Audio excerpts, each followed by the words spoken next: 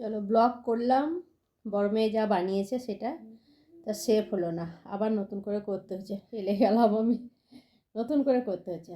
তো যেটা বানিয়ে নিয়ে এসছে তোমাদেরকে দিয়ে দেবো, দেখবে। হ্যাঁ, দেখতে দারুণ লাগছে, দারুণ লাগছে। তা বানিয়েছে স্যালাড, সব সবজি, গাজর,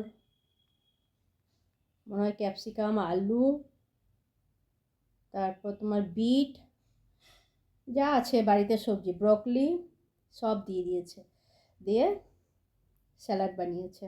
বয়েলও করেছে, যেগুলো বয়েল করা জিনিস সেগুলো বয়েল করেছে, কারণ বিট বয়েল করেছে, দিয়ে সেই বিটের জলটা আমাকে দিয়ে গেল, যে মা এটা বিটের জল খাও। খেয়ে নিলাম,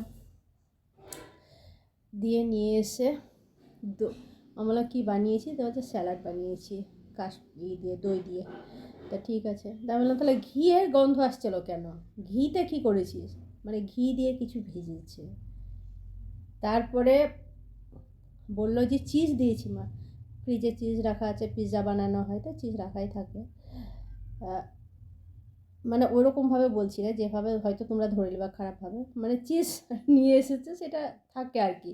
মানে মাসে তোমার আগে তো প্রত্যেক সপ্তাহে পিৎজা বানাতাম, এখন কমিয়েছি পিৎজা বানানোটা। আর কিনা পিৎজা খায় না ছেলে আমার, বাড়িতে আমাকে বানিয়ে দিতে, একদম সস পর্যন্ত আমাকে বানাতে হয় পিৎজা।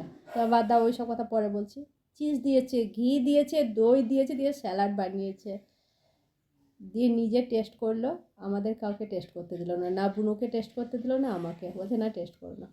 দিয়ে এক বাটি, এরকম বড় একটা বাউলের মধ্যে এক বাটি বানিয়েছিল, সেটা পুরোটা ফেলে দিল।